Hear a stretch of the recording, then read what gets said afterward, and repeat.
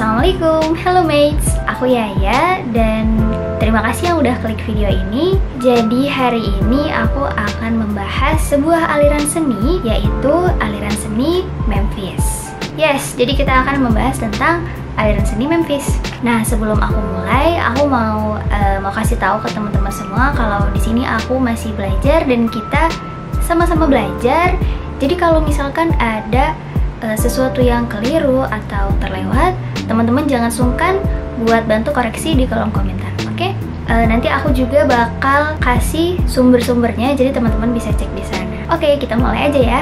Apa itu aliran desain Memphis? Gaya Memphis adalah salah satu aliran seni yang ada di dunia yang muncul sekitar tahun 1980-an. Nah, Memphis sendiri dikenal dengan desain-desainnya yang menggunakan warna-warna cerah seperti warna neon, warna pastel, warna primer. Lalu Memphis juga identik dengan bentuk-bentuk geometris yang sederhana, yang dimana pola atau patternnya itu membentuk repetisi atau pengulangan. Lalu bagaimana sih gaya Memphis itu dapat terbentuk dan hadir sampai sekarang di masyarakat? Jadi pada tahun 1981 ada seorang seniman bernama Ettore Sottsass asal Italia.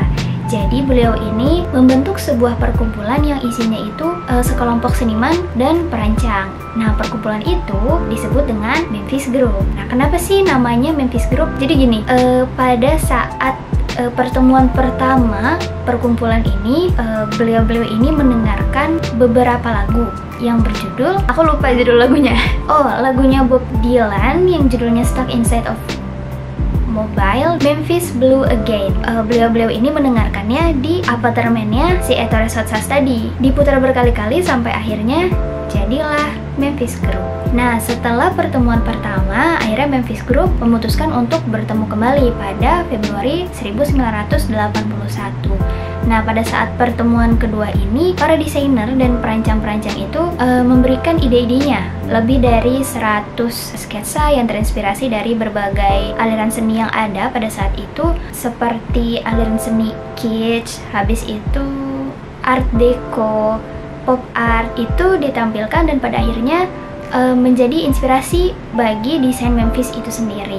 Tapi pada awal kemunculannya, desain Memphis tidak mendapat tanggapan positif nih dari para kritis seni. Katanya desain Memphis itu tidak selaras, lalu mereka juga berpendapat bahwa desain Memphis itu memiliki cita rasa yang buruk dan juga tidak beresonansi dengan standar-standar desain yang memang berlaku pada saat itu. Tapi memang Memphis Group ini didirikan untuk mengekspresikan desain-desain yang lucu, yang radikal, yang bebas, yang sensual, bahkan yang kasar seperti itu. Sehingga sudah pasti nih akan mendapat respon yang negatif pada saat itu.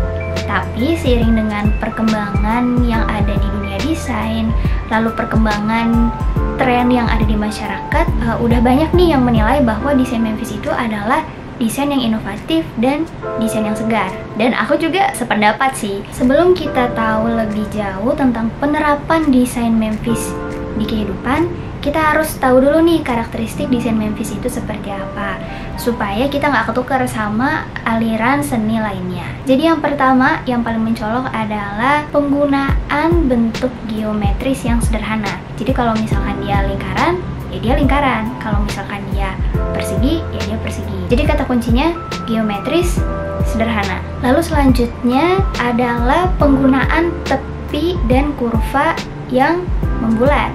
Yang selanjutnya, pola desain Memphis itu cenderung seperti coretan. Lalu desain Memphis itu cenderung menggunakan warna-warna tebal, warna-warna cerah seperti warna primer, warna pastel, warna neon, dan banyak menggunakan elemen garis. Nah, lalu bagaimana nih penerapan desain Memphis di dalam kehidupan? Sebetulnya sudah banyak ya desain Memphis ini diterapkan di dalam kehidupan. Misalnya penerapan desain Memphis pada furniture, pada desain interior, fashion design, pada otomotif, lalu ada pada desain grafis, dan masih banyak lagi. Dan kita akan bahas satu persatu. Nah, yang pertama adalah penerapan desain Memphis pada perabot ruangan atau pada furniture. Jadi biasanya desain Memphis itu diterapkan pada kursi, sofa, bingkai, rak buku, lampu, dan masih banyak lagi. Nah, kita lihat nih salah satu contoh furniture yang menerapkan desain Memphis. Nah, jadi yang di sini adalah sebuah rak buku karya Etaro Sotsas tahun 1990. Rak buku ini bernama Carlton Bookcase. Banyak yang beranggapan bahwa rak buku ini adalah karyanya Etaro Sotsas yang paling ikonik. Nah, teman-teman kalau mau lihat rak buku ini nih, bisa datang langsung ke Museum of Modern Art yang ada di kota New York. Dan kalau teman-teman mau punya lemari ini, teman-teman bisa beli langsung seharga 12 euro atau sekitar 200 juta, seharga mobil. Nah, ada juga nih interior yang isinya full sama furniture Memphis. Nah, kalau yang ini tuh punya Memphis Group itu sendiri. Jadi ini koleksinya Memphis Group. Nah, pengaplikasian selanjutnya yaitu pada bidang fashion atau pakaian dan brand-brand ternama. Jadi ada koleksi couture. Nah, kalau teman-teman nggak tahu couture itu apa, aku kasih penjelasannya di sini. Milik salah satu brand ternama yaitu brand Dior yang mengaplikasikan desain Memphis pada koleksinya. Jadi Dior itu terinspirasi dari Memphis Milano di era 80-an, tapi tetap membawakan ciri khasnya Dior itu sendiri. Selanjutnya adalah Apple Watch. Nah, Apple Watch ini itu nggak kayak Apple Watch yang kita kenal kayak sekarang kan, karena ini itu ada sekitar 20 tahun yang lalu. Pada saat itu Apple mengeluarkan Apple Watch yang terinspirasi dari aliran seni Memphis. Tapi menurut sumber yang aku baca, Apple itu tidak benar-benar menjual produk ini. Jadi Apple hanya menjadikan produk ini sebagai freebies gitu deh. Nah, selanjutnya ada brand Supreme yang bekerja sama dengan salah satu desainer dan arsitek asal Italia bernama Alessandro Medini yang merancang sebuah skateboard dengan tema Memphis. Nah, pengaplikasian selanjutnya yang kayaknya sih paling banyak ya kita mudah temui pada saat ini adalah pengaplikasian desain Memphis pada desain grafis. Jadi kalau teman-teman suka mampir ke Microstock atau memang sudah sering menggunakan aplikasi-aplikasi desain, pasti nggak asing dong dengan desain Memphis. Pasti ada aja ketemu poster atau template-template yang menggunakan desain Memphis dan memang memberikan identitasnya bahwa ini adalah Memphis gitu. Nah, jadi kita tadi udah bahas kan tentang pengaplikasian desain Memphis dalam kehidupan. Kira-kira bagaimana dengan perjalanan Memphis Group itu sendiri? Jadi setelah desain Memphis atau aliran Memphis sudah mulai merebak dan Memphis Group sudah banyak melakukan pameran-pameran di berbagai tempat, akhirnya pada tahun 1985, ketua dari Memphis Group yaitu Etaro Sotsas memutuskan untuk keluar dari grup Memphis. Jadi, beliau berpendapat bahwa Memphis itu sudah sepenuhnya diekspresikan dan akhirnya beliau memutuskan untuk keluar. Dan selang 2 tahun, pada tahun 1987, akhirnya Memphis Group memutuskan untuk bubar. Tapi walaupun Memphis Group sudah bubar, desain atau aliran Memphis masih sangat banyak digunakan hingga saat ini dan menginspirasi desainer-desainer muda dalam berkarya dan mengembangkan bakat seninya hingga saat ini. Nah, gimana nih?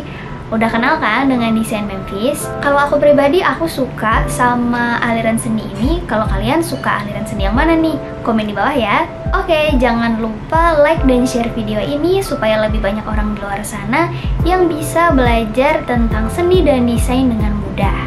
Terima kasih yang udah nonton video ini dan bye-bye!